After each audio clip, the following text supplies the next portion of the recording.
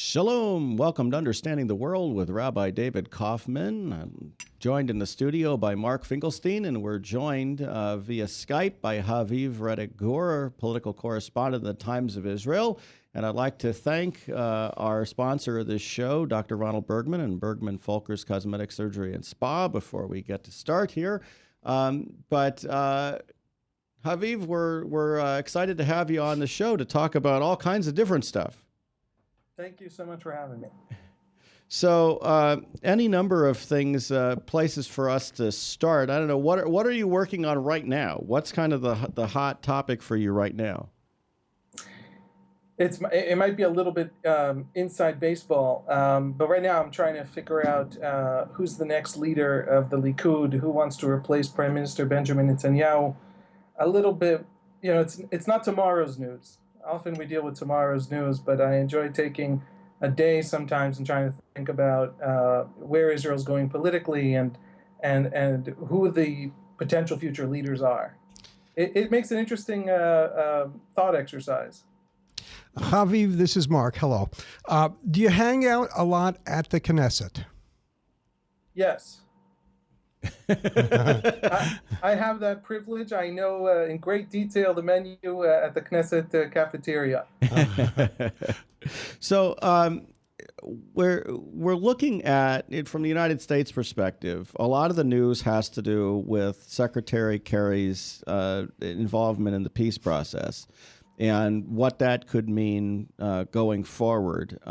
What are your thoughts on the whole Oslo peace process and kind of where things are now and where they're going? I mean, it's not a short comment, but let's start with the peace process. Sure. We're starting with the easy stuff. I think that the most important fact that your listeners or viewers need to understand is that it's a little bit of an arcane fact. In 1999, Israel's voter turnout was about 80%. It had been 80% for the previous 15 elections. Throughout the 60s, 70s, 80s, and 90s, Israeli voter turnout never went below 78%, and never went above 81%. It was incredibly stable and incredibly high for a Western country, for any democracy. And then between 1999 and 2001, there were elections in each of those years. Something happened. Something very dramatic happened. And for the first time, voter turnout in Israel dropped to 2% in 2001. There was then another election in 2003 where it was 64%. It has not gone past 67%, higher than 67% since then. There was a profound fracture, not just in Israeli politics in the year 2000, but in the Israeli public's sense that politics has solutions. And that fracture is the Second Intifada. When the Second Intifada burst out and we suddenly had unexpected, we went from this absolute guarantee. The government was telling us we were going to have peace. President Clinton was telling us we were going to have peace. Everybody, the Europeans, there's nobody who was betting against peace at that time. There were many people inside Israeli politics, but certainly nobody on the international stage and very few people in the media. And suddenly, we got suicide bombers on a weekly basis in Jerusalem.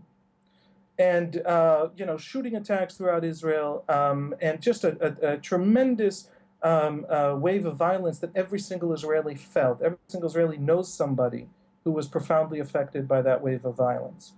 And what we lost isn't just our faith in the Oslo process. It is our faith in politicians claiming to know, to have solutions. The left always told us, oh, no, we're occupiers, and if we stop occupying, then the Palestinians will come to the table and we'll have this beautiful peace, and Palestine will be, the only successful Arab state, and everything will be great. And we found out that that's not true, that there's nothing we can offer that will allow us to keep living as we are, right, as who we are, as a Jewish Israel, and also bring peace with the Palestinians. At the same time, the right used to tell us listen, there's no such thing as a Palestinian. Don't worry about it. If we just stick it out, nothing will go wrong. And one of the things I think Israelis also found out in the Second Intifada is it was driven home to them that the Palestinians have a national movement. They're still they have a national identity. They're still obsessed with the revolutionary, violent impulses inside that movement. Those impulses still control them. I'm about to finish. I'm sorry this turned into a speech. And therefore, we have to take into account the fact that the Palestinians are not going anywhere. And the right wing, in the sense of the solution of, let's annex and ignore the Palestinians, don't worry about the Palestinians, that solution is not viable and doesn't really exist. So there's no more right wing in Israel in terms of there's this mass consensus. About 80% of Israelis are now centrist.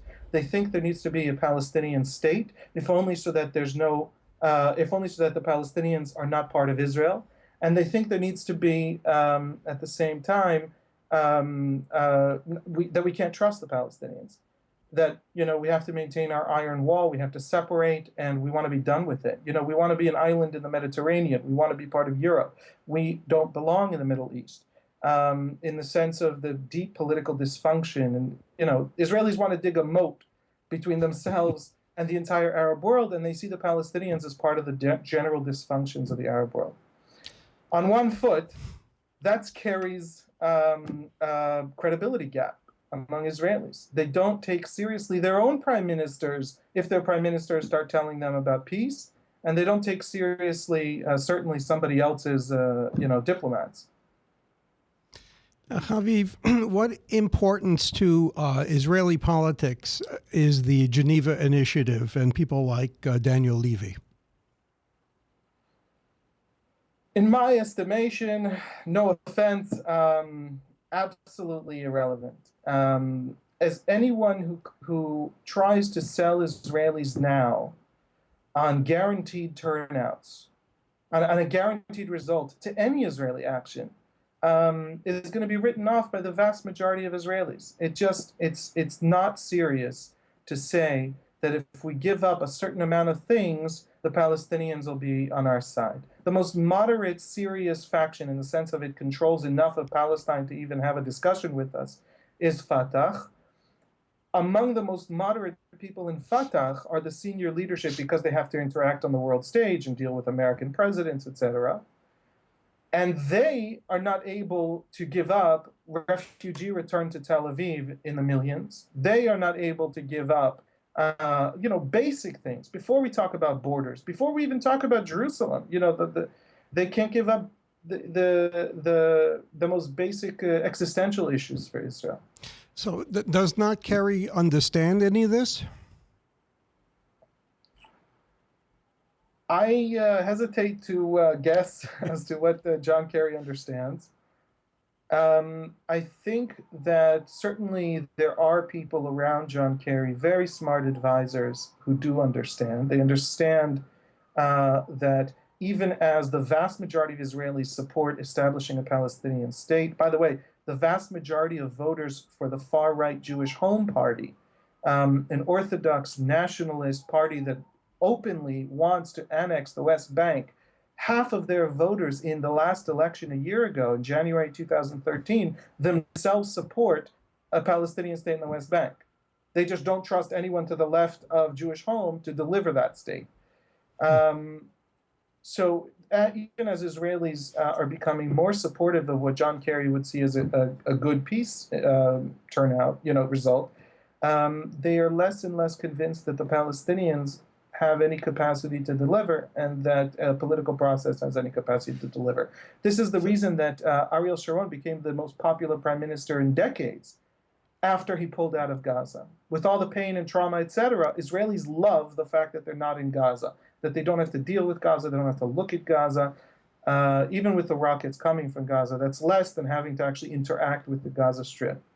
So does John Kerry understand that Israeli polls showing widespread support for a Palestinian state does not mean Israelis are optimistic he can deliver it? I hope so.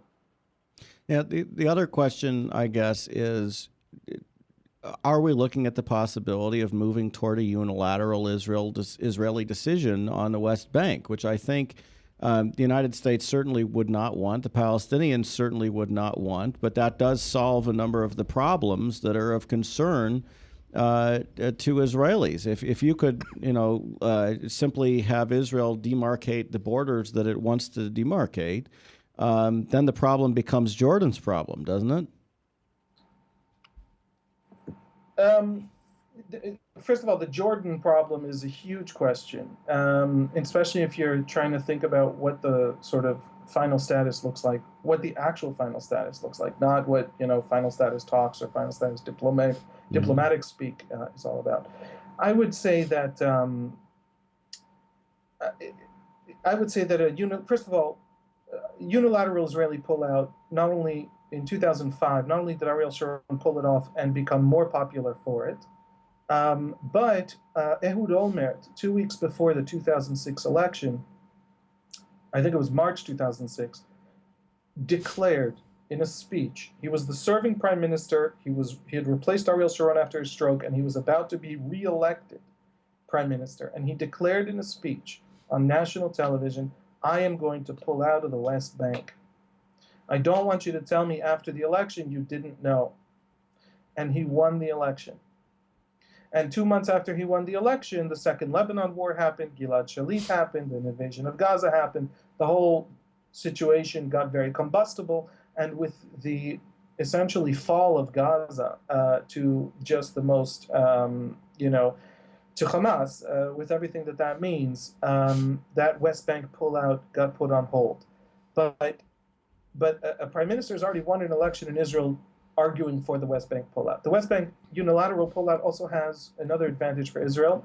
If the Palestinians are not negotiating, if they won't give up on refugees, if it's up to us to detach from them, we pull back to borders we feel are safe. We feel are the better borders for us. The Palestinians don't get a say because they're not negotiating on things that are existential for us. So there are all sorts of advantages to a unilateral pullout from an Israeli strategic perspective, and it's very, very popular. I think a unilateral pullout remains on the agenda. It will need a political shift a little bit more to the center. The current coalition can't deliver it, but there are very easy to imagine coalitions in this Knesset that could deliver it. If you switch out Jewish Home for the Labor Party and have some sort of a national unity government to deliver a unilateral pullout after the Kerry process collapses, I don't think that's in a crazy scenario. It would take a lot of political heavy lifting, but I don't think it's impossible to see. And maybe the most important point is it's much more likely that Israel's going to pull out unilaterally than that there will ever be peace with the Palestinians in the foreseeable future, even with Mr. Kerry's Herculean efforts. Yeah, my thought on that unilateral pullout possibility is that should be the real leverage that is being used in the peace process by Kerry, and Kerry doesn't seem to want to use that as a possibility. I haven't understood why it's constantly been a matter of Israel gives everything to the Palestinians or there's boycotting of Israel. Why is a unilateral pullout that could potentially be recognized by a U.S. government going forward, and I could see it happening, especially if you have a Christian Zionist president with a Republican Congress, why is that not being used as something to put pressure on the Palestinians to make concessions? It doesn't make any sense to me. There isn't a single word of that I don't agree with. I would just say that it's not at all clear that John Kerry is even remotely interested in pressuring the Palestinians. Now, I should, there's a huge caveat there, which is that the vast majority of what's happening behind closed doors is actually still secret. We know a little bit about maps. The Palestinians leak, the Israelis leak. They're trying to make secret peace process between two sides that leak like a sieve, right?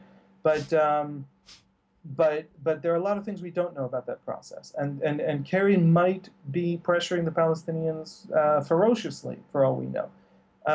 I would not bet, my savings accounts on that being the case. But if John Kerry wants to pressure the Palestinian leadership, that would be the most significant lever. The Israelis are going to pull out to whatever the hell they want. What they want in this government is essentially going to be the current situation, where the Palestinians control, where we basically pull out to Area C. But even a more left-wing government is still going to pull out to borders that are maybe, let's say, the security fence. There's still going to be borders that are convenient and good for Israel. So that would be a great threat. Now, just one very important point to make about that. There is nothing in the diplomatic history of the Palestinian national movement to suggest that threatening the Palestinian national movement with the loss of everything is going to elicit a change of behavior. I mean, not just Israeli threatening, but the very real threat. They're facing complete destruction and loss of their entire agenda would change their behavior. So maybe even if Kerry was threatening them, it wouldn't help. Well, that's the pessimist view, I guess. And not only that, but people forget that Egypt and Jordan are involved in this. And Egypt and Jordan want Israeli border control. So how does that, I mean, in my mind, there's no way that Jordan wants to look at a Palestinian state in the West Bank that the Palestinians have border control. They want Israeli border control there. And they want Israelis in Jordan, much less in the West Bank. How does that impact? And how does Egypt dealing with Hamas impact any possible peace scenario? I think that's a much more complex question than the Palestinian question. We know so much about the Palestinians and the internal politics of Egypt and how Egypt sees the border with Gaza, and the same for Jordan, are both very, very complicated. I would say like this, basically you're right? If you're Egypt, if you're Jordan, frankly, if you're Assad, if you're Lebanon, if you're Saudi Arabia, having a border with Israel is a very convenient thing to have because it's a very stable border, it's a very prosperous border. There are not going to be terrorists from the Israeli border targeting you the way Saudi Arabia has to deal with Yemen and Egypt has to deal with Sinai, etc.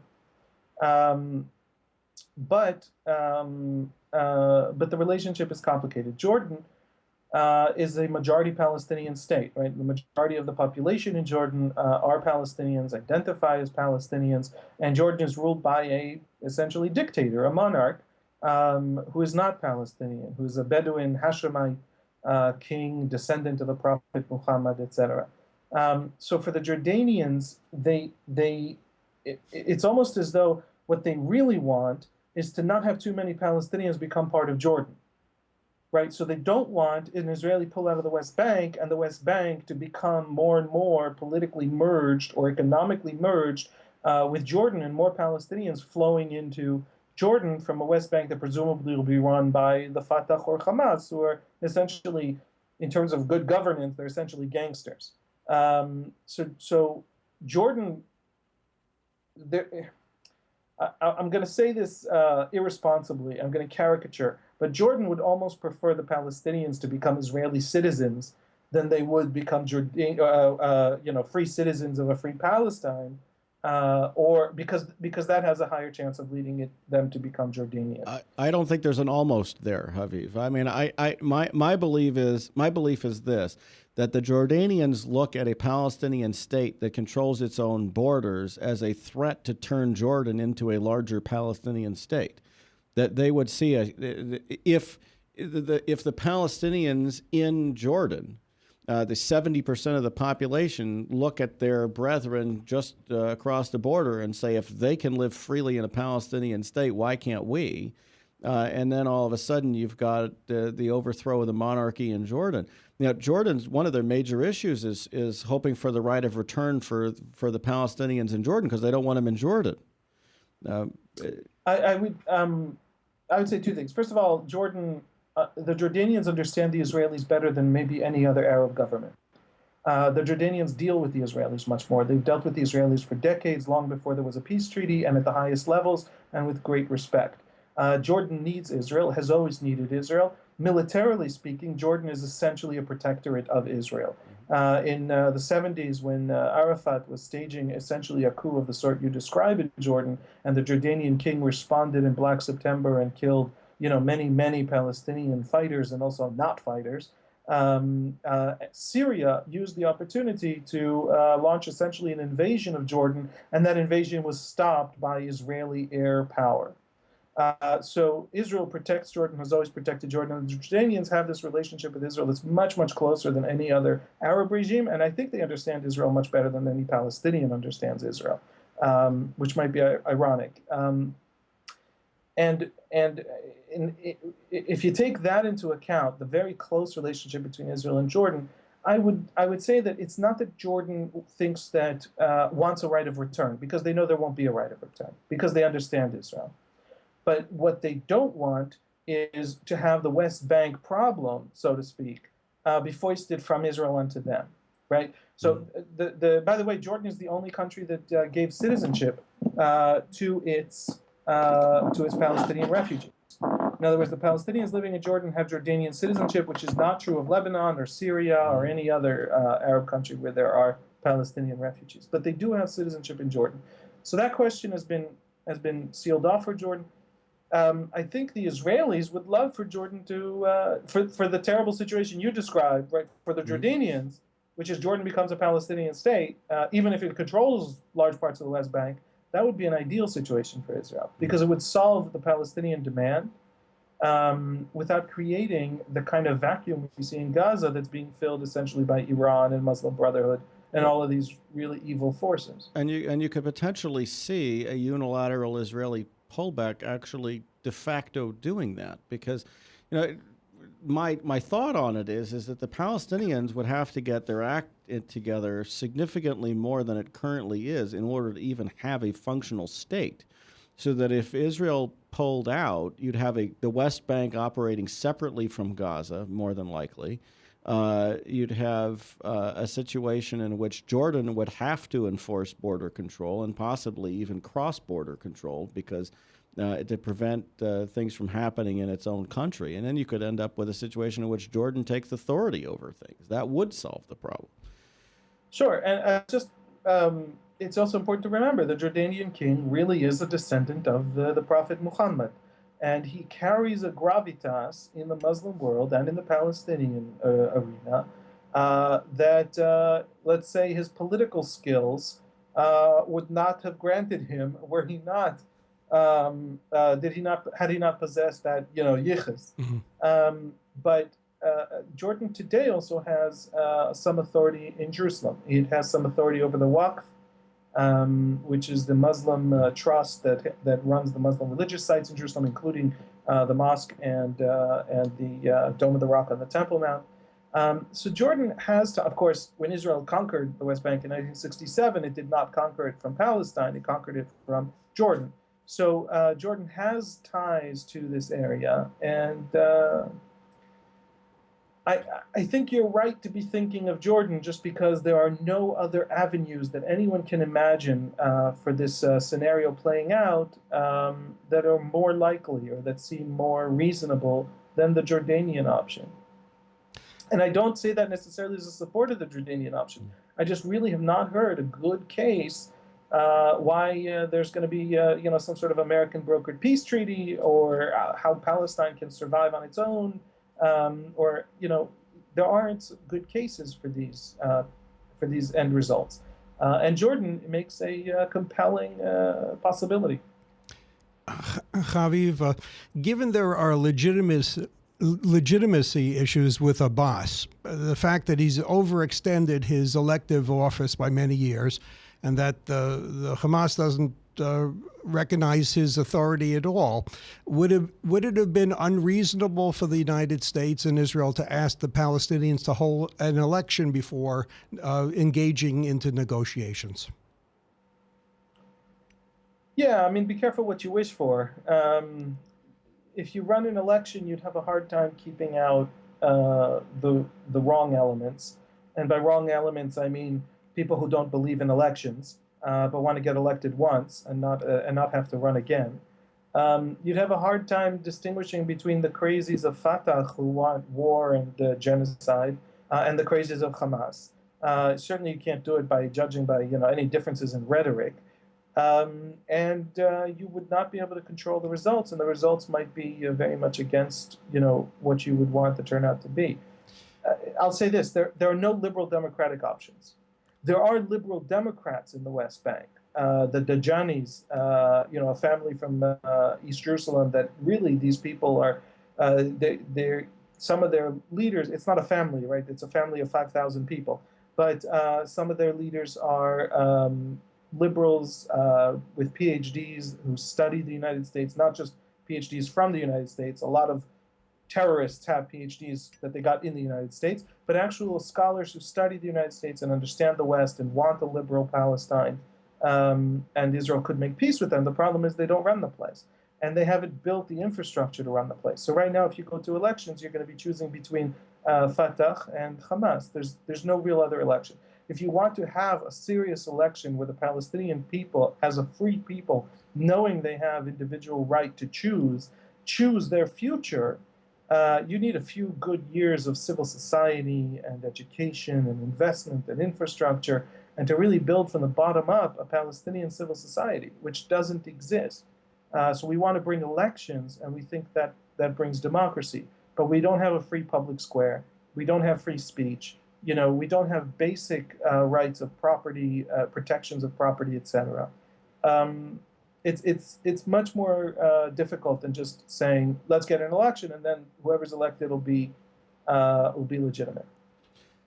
Let's talk al-Sisi for a minute. What's going on in Egypt? And it seems to me that this is fairly nervous time here with al-Sisi making a deal with Russia that brings back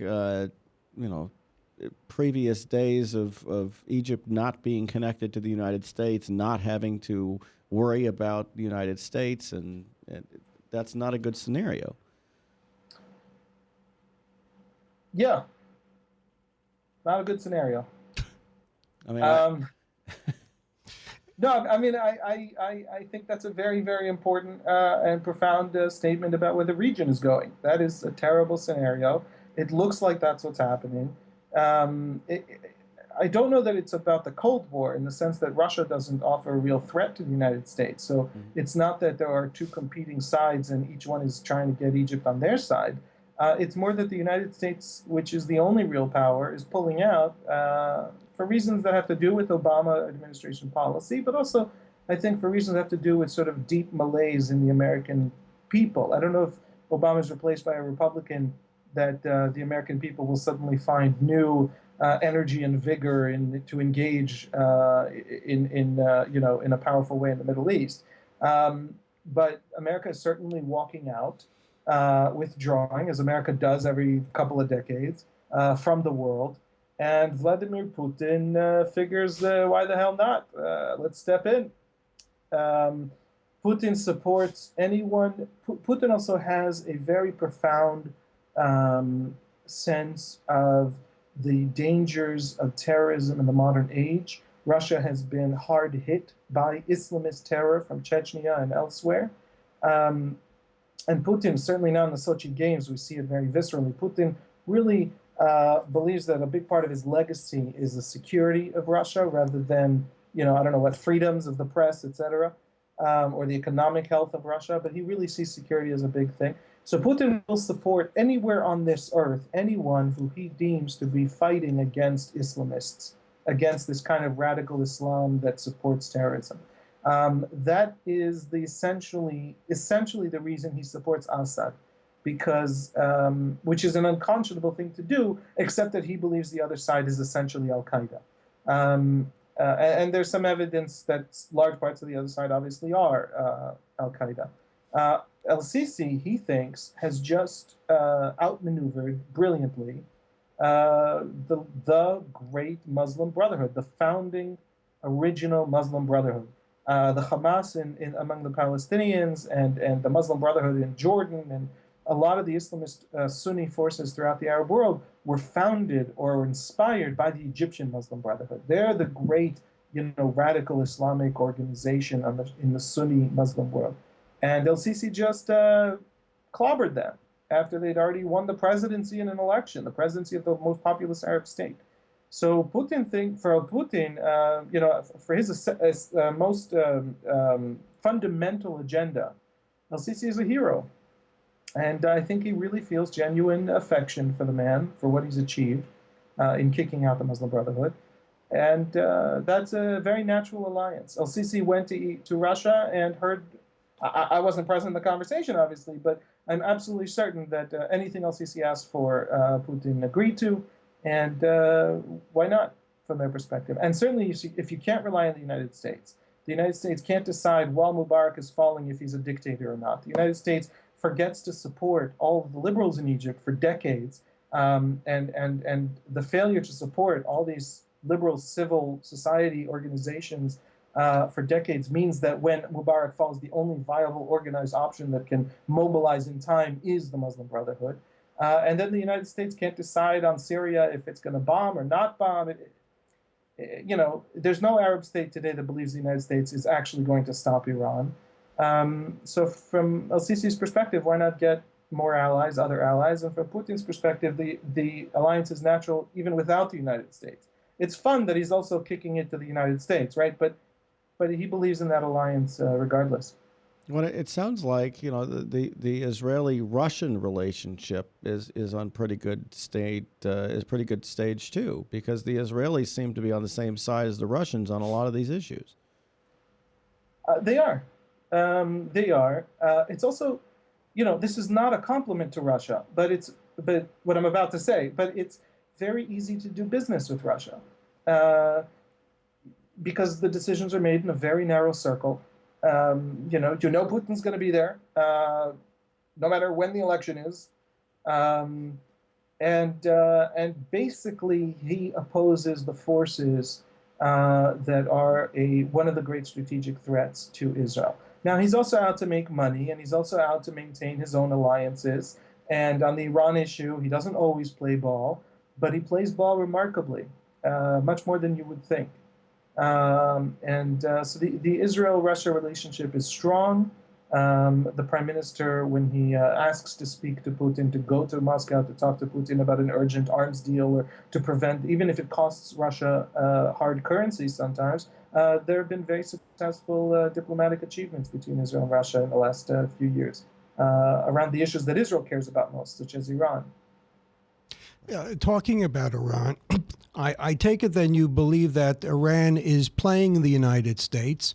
If it and Israel and none of the other Arab countries really believes that the United States will use military force to stop Iran from obtaining a nuclear weapon. True?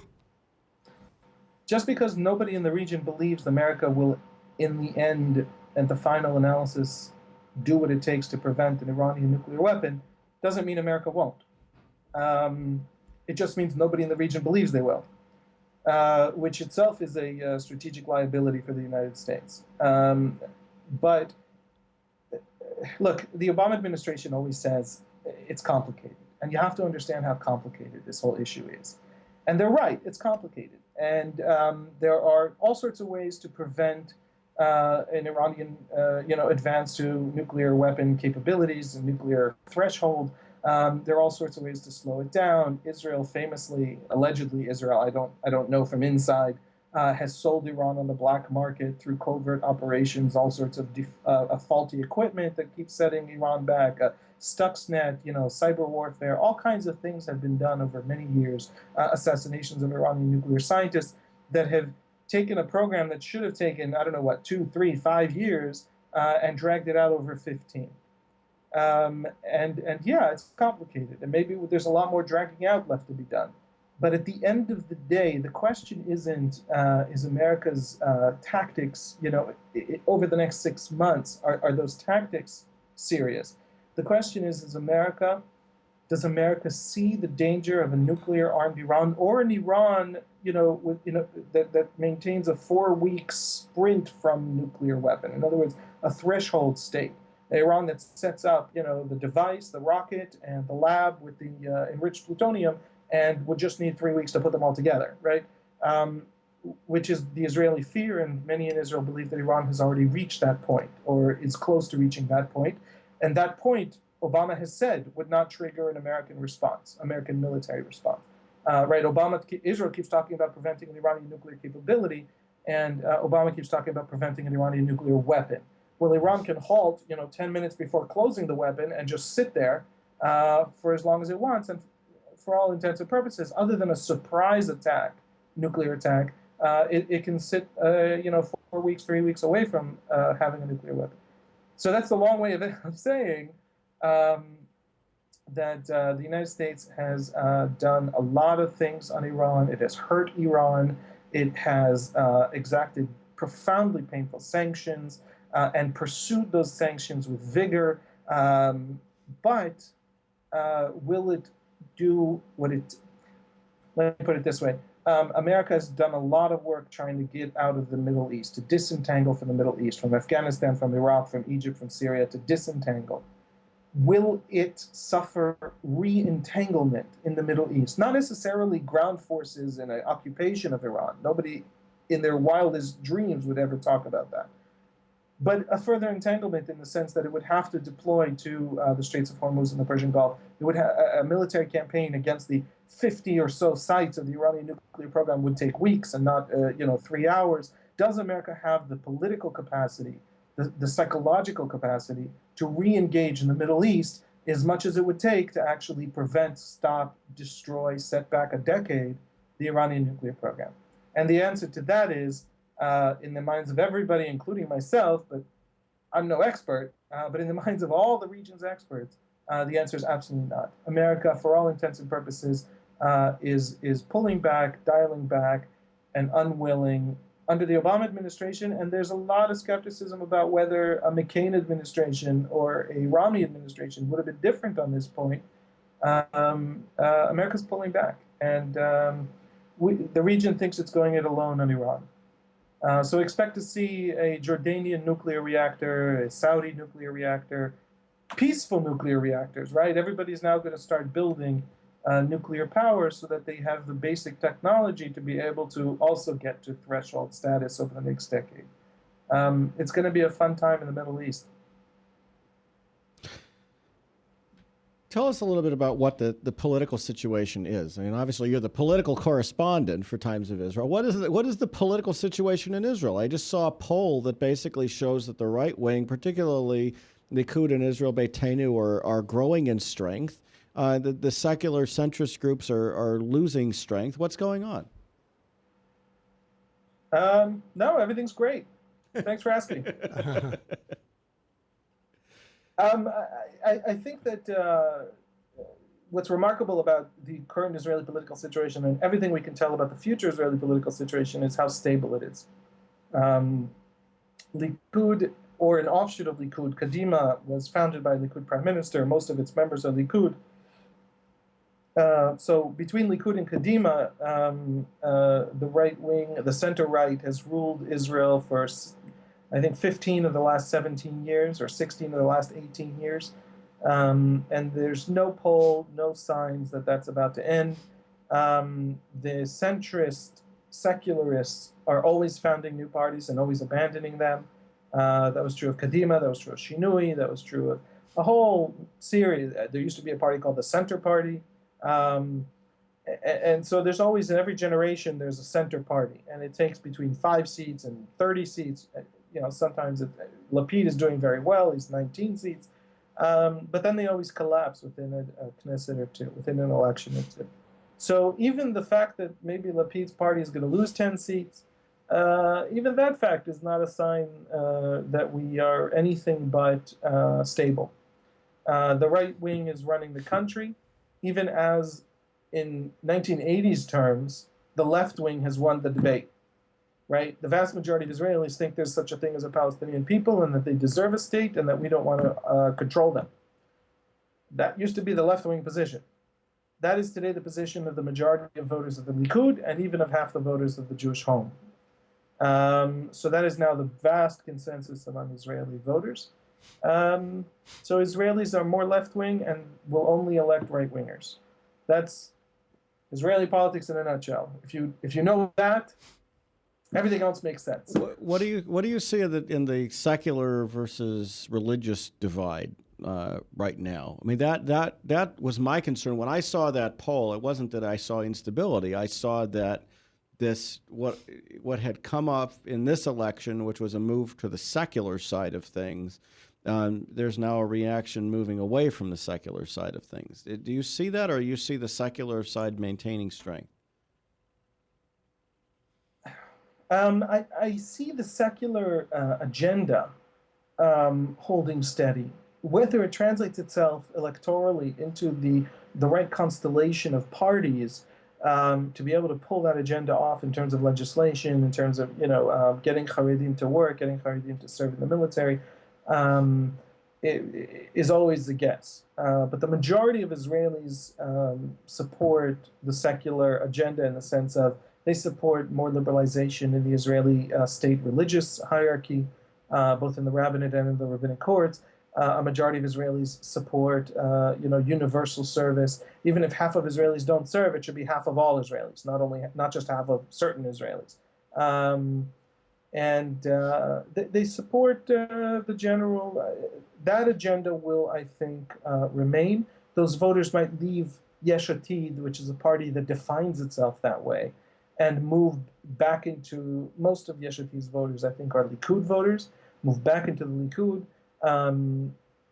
But I think the agenda will remain. In other words, I think you'll still see in Likud primaries, there'll be people elected on that platform. Certainly the left, Labor, Meretz, whatever happens to Hatnuah, Tzipi Livni's party, I think will maintain that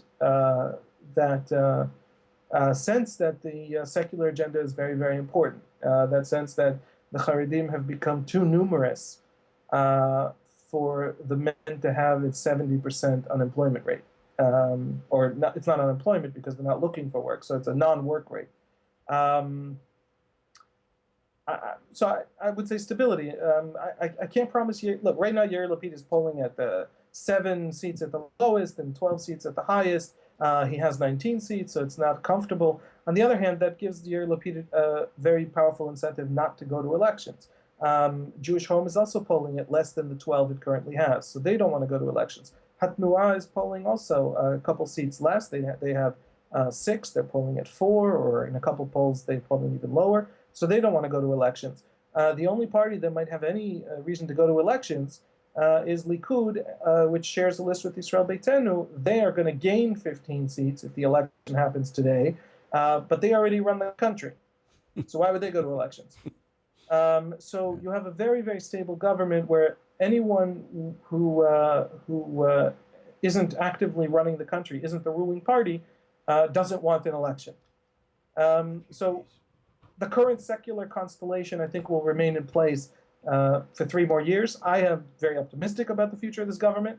That's a hell of a thing to say if you're a political correspondent, because it's a very dangerous thing to say because, the government could fall next week and then everyone's going to say, oh, look, the idiot, right? Yeah. That's my sense of it. Let's talk a little bit about the refugee situation, the African refugees in particular. What do you see going on with that? I mean, it seems to be an untenable situation for Israel. I've written about it, that I don't see that Israel could possibly grant asylum status to 54,000 African refugees. But what are your thoughts, and what do you see happening with that situation? It remains on the national agenda, but I think that the most important problem with the African refugees has already been solved, which is the open border to Africa. We are the only member of the OECD, the Organization of Developed Economies, with an African border. That's not a recipe for demographic stability. I mean, that's a recipe for, and it's a tragic recipe. Look, frankly, we're Jews. When an African, even if he's not technically a refugee because he left Egypt after being a refugee to Egypt from Eritrea, but then he left Egypt because he wasn't able to make money, so now he's an economic migrant and not a refugee. You know better than I what the Talmud says about a person who just wants to make a living. So the humanitarian impulse is very powerful. It drives a lot of the public discourse, and it's a real problem because not only can we not support an unlimited African migration, obviously we can't support it in any sense, but we can't support it economically, right? It's not sustainable. So that border with Egypt, that border with Africa is closed. It has the previous Netanyahu government built and completed a fence, deployed new forces and new technologies to that border, and that border is now sealed. So the problem isn't growing. We have now entire months, where one person comes over the fence. No people come over the fence. There used to be a rate of 10,000 a month coming over the fence at the height of the migration wave in the last couple of years. Now we have a few tens of thousands, 54,000. I would say like this: we are failing these people in the sense that we're not we're not giving them their day in court. Right? Some of them are refugees. Mm-hmm. Some of them are refugees from horrific genocide, right? And we don't have to give them citizenship, but we do need to give them permanent residency and the right to work and make money and pay their rent and buy food and have health insurance, etc. In Israel, these are basic human rights. And because they don't have their day in court, those who are refugees aren't getting recognized as refugees. Now, the majority are probably economic migrants. Even the large majority are economic migrants. Mm. But because we don't have a policy for recognizing refugees, we can't throw out the economic migrants because they could be refugees. So there's a bureaucratic failure of tremendous proportions. It's not as big an issue as it sounds in the press. A lot of members of Knesset think, for very populist a handful of them even racist reasons that it'll help them to keep talking about it.